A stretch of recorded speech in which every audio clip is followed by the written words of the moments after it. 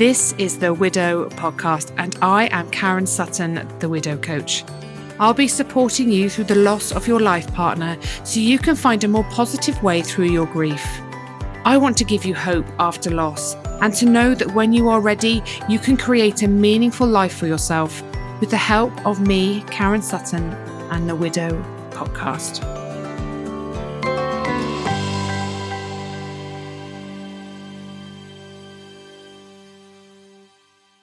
Hello and welcome back. Thank you for joining me again here on the Widow Podcast. I had a wonderful conversation with the ladies in my membership last night, and it seemed to be that everybody in there really needed to hear what I was saying. Now, my membership is an amazing place. It's incredibly low cost and high value. And I hold sessions over Zoom 3 or 4 times a month, but I go in every Monday and into the Facebook group, and we have a little discussion, a little reminder about something that's important in our grief journey. And yesterday morning, I woke up and I had set my alarm to do a workout in the morning. But when I woke up, I didn't feel great. I don't know why. I just didn't feel great. I hadn't slept particularly well and I didn't have a lot of energy.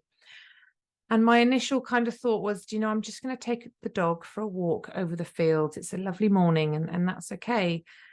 And then the negative self-talk came in, and I forced myself to go to the gym and do a workout because a walk wasn't good enough. And I'd eaten too much over the weekend and I needed to punish myself for that by going to the gym when I didn't feel like it. And I didn't kind of catch myself doing this at the time. So I went off to the gym and I started my workout, and it was really hard. It was really hard, but I kept pushing and I kept berating myself like, come on, Karen, you can do better than this. What's wrong with you? Get on with it. And then I thought, right, I'm going to try something different. So I just decided to do a bit of Pilates. And again, just was finding it really super hard. I didn't have the energy because that wasn't what I was supposed to be doing in that moment. I should have gone for a walk. I should have followed my instincts, my intuition, my desires, and I didn't. And I just really started to tune in to that internal dialogue, and it was really unkind and really unhelpful. And I know better. And it's frustrating when you know better, yet you still find yourself behaving in a way that isn't really serving you, that isn't really helpful. And I'm always saying to my community, to my clients, to my groups, listen, your body is giving you information all the time. It is telling you what it needs. It is telling you what it doesn't need. And we don't listen because we think we know better. We think if we push ourselves and berate ourselves and punish ourselves, that's going to give us better results. Now, it's really hard striking the balance because there are times when I wake up in the morning and I really don't feel like doing a workout, and I could easily excuse myself from doing that said workout because it's hard, right? It's hard being consistent. And most of the time I have a little chat with myself and I go and do my workout, and I'm really glad that I did. I'm glad that I pushed myself, and I'm glad I didn't allow myself the excuses. However, yesterday morning, it wasn't an excuse, it was a reason. And there's a difference, and it's understanding the difference. Sometimes there's a reason why you can't do something. Sometimes you're just making excuses because it's a little bit hard, and it's being really honest with yourself, and it's really understanding the difference between the two. How do we learn that? Really just from creating that awareness, from really listening to our bodies, really just taking that time to stop in a moment and ask yourself, what am I feeling right now? And what would be the kind thing to do for myself? And sometimes that is to push yourself and go and get the exercise because you know you'll benefit from it. Sometimes it's saying, do you know what? I'm really actually not feeling great.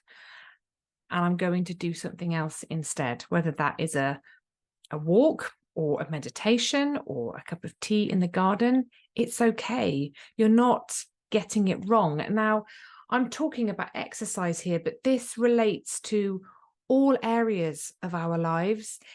We put a lot of pressure on ourselves and we have a lot of ideas around what we should be doing, what helps us. And that's great because, I think to learn and to grow and to understand about what helps us, we try new things, we do new things, and we see how that feels. And it's good to set yourself a goal. When you go to bed at night, think, I'm going to wake up in the morning, I'm going to do some journaling, I'm going to get up and meditate, I'm going to get up and exercise, or tomorrow I'm going to get this job done because it's been on my to-do list for so long, and maybe tomorrow I'm going to answer a couple of emails because they've been sat there a while and they're playing on my mind a little bit. And then when that time comes, as life does, it may not be the right time, but because you've already told yourself that's what you're going to do, there's a feeling of failure, of getting it wrong, of not being good enough, of being pathetic, and that negative internal chatter fires up. And we judge ourselves, we criticize ourselves, we put ourselves down. Wherever you are in your journey, whatever is going on for you right now, I really want to invite you to take a moment to just stop. Just stop. Just take a deep breath. Lean in to your body, to your feelings, to your thoughts, to your emotions. What information is sitting there for you that you're not hearing, that you're not listening to, that you're dismissing maybe in some way because there's so much else that takes priority. But there isn't. You are a priority. Your needs, your health, everything about you needs addressing, needs looking after, needs a kind and compassionate voice. And the kindest, most compassionate voice, I think, has to be our own. Often it's not. So listen to what your body is trying to tell you. There is so much information in there. And let's stop trying to be perfect all the time, which is what I was doing yesterday. I was like, it's Monday. I've got to get up. I've got to start the week strong. I've got to go and get some exercise. And it was awful. It was awful. And I didn't feel great all day either. I had zero energy. I was very tired. I felt really lethargic. I wasn't very productive. And I was really beating myself up for all of this. And then the end of the day came and I thought, right, I really need to go and move my body now because I haven't done enough today. And actually, I just stopped and I just sat down and I thought, what do you need? What will be the kind thing to do for yourself right here, right now? And I just listened and I gave myself options. And actually, what I needed to do was go and put on my pajamas and sit in front of the telly. And that's what I did, guilt-free. I gave myself permission to rest. We can't be doing all the time. Sometimes we need to be, and that is where our healing lies, in the stillness, in the quiet, in that place where there's no pressure and there's no expectation. Because we always feel that pressure and that expectation. And yes, we want to find a way through our grief. We want the answers. We want to get to a place where we feel lighter and brighter, and everything just feels better, because where we are in this moment is hard and it's heavy. But you can't work your way through it in a way that disregards what you're feeling, in a way that maybe you are distracting yourself out of fear of the feeling. Sometimes it is sitting in it. That is the work. That is the allowing yourself to sit, be present with what is showing up for you, and letting go of that expectation and using those kind words. You know, like, yes, we are all wanting to grow around our grief, but you know, sometimes our growth is messy and imperfect. And sometimes it's reframing that feeling of getting it wrong, that feeling of failure, of messing it up, and actually flip it. You're not messing it up. You're not getting it wrong. You're learning. Because when we lose a life partner, everything changes. And it's then part of our healing is discovering what works, what helps, what lifts us up, what nurtures us, what feels good, what doesn't. And the only way we really get to find that out is through taking action. And in that action, we learn, and it won't always work out in the way we want it to, but it will always give us some kind of information. And we are a constant work in progress. We are constantly evolving. That's life, right? And I think in any given moment, we really have to remember that we are doing our best, and our best is good enough. And I want you to remember that. I want you to take that away from you, from this episode. In everything that you do, when you notice that negative internal chatter in your mind, I want you to just stop.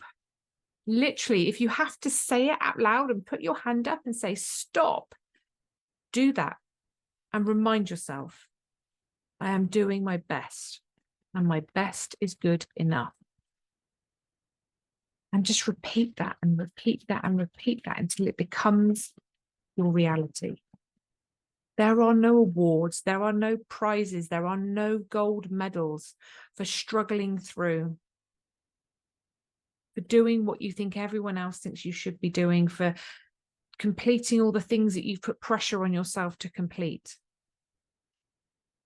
The greatest reward, I believe, is that we allow ourselves the time and space that we need to grieve, by slowing down, by pausing, by breathing, by really leaning into what it is that we need in that moment. And that is what will take us forward. And remember, ask for help. Like, we don't have to do this on our own. And this is why I absolutely love the communities that I've created, because they just draw from each other so much strength, so much wisdom, so much power, so much support, love and encouragement. Because we can't do this on our own. We're not expected to do this on our own. But what we can do is reach out and ask for help. You're not always going to get everything right. You're not always going to get the results that you wanted to get. But when the chips are down, when things get hard, show yourself the same love, kindness, and compassion that you would show somebody that you truly love. Because you will notice how differently you speak to others as to how you speak to yourself. It's hard. Let's not make this harder. Self-love matters. I know it feels a bit woo-woo and a bit weird and a bit uncomfortable, but it is vital, because if you can't learn to support yourself, to love yourself and show up for yourself, this journey is going to be a lot harder than it needs to be. Now, There are some words and phrases that we use a lot in our grieving journey, and we have to be really careful what we're saying to ourselves. We have to be really careful, because the words that we say become our reality. So, for example, if you keep saying, I can't do something, that is your truth. You won't do it because you've told yourself that you can't do it. And then your brain will go out there and look for all the evidence that you actually can't do it. And you will find it, because we can find evidence to back anything up. And if that's your story, your brain wants to be right, it will find the evidence to back that up. However, if you change the words, if you change the narrative, you are creating a different story, a different belief system, and your brain will then go and look for the evidence to back that up. And then that will become your truth, and that will become your reality. So instead of saying, I can't, say, I will figure it out. Because that's exactly what you do. You figure it out. Maybe you can't right now, but you will learn. And that is like magic, because you can do anything you want to do. When you say, I failed, I've made a mistake, I've got it wrong, I'm learning, I'm growing, because you are. You can't get it wrong. You can't fail. You're trying to find your way in this new life. And that means trying new things. And that means that you're learning. When we say, I have to, we don't have to do anything. I am able to if I want to. Very different. You get to choose what you want to do. And the I shoulds. Oh, how many times do you say, I should be doing this, I should be doing that, I should have done this, I should have done that. There are no shoulds. Again, I could choose to do this if I want to, but I might not.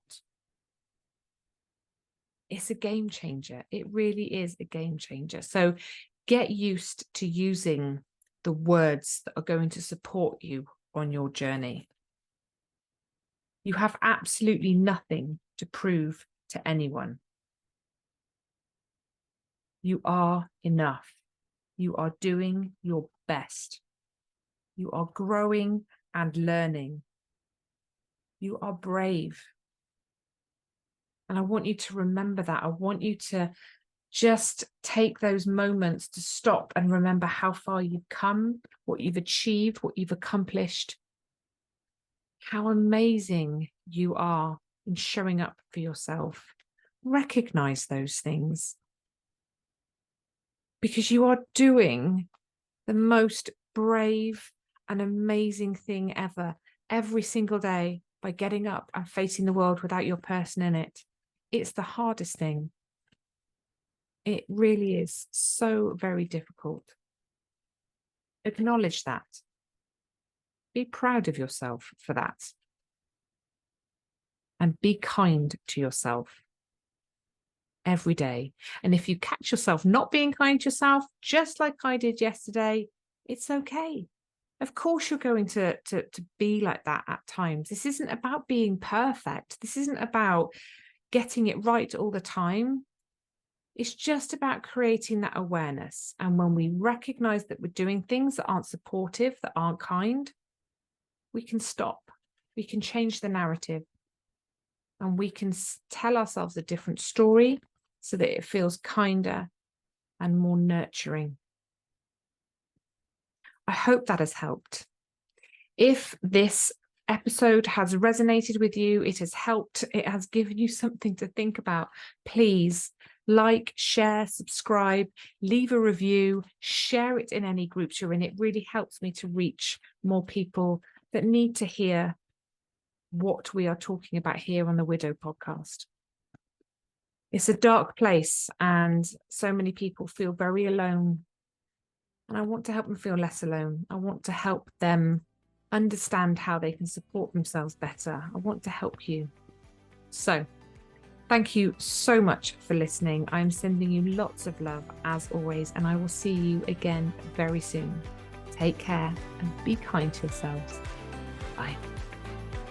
Thank you so much for listening to the Widow podcast with me, Karen Sutton. If you would like to be part of a supportive community of people who understand your grief, come and join my free Facebook group, Widowed and Rising. And make sure you tune in to the next episode of the Widow podcast.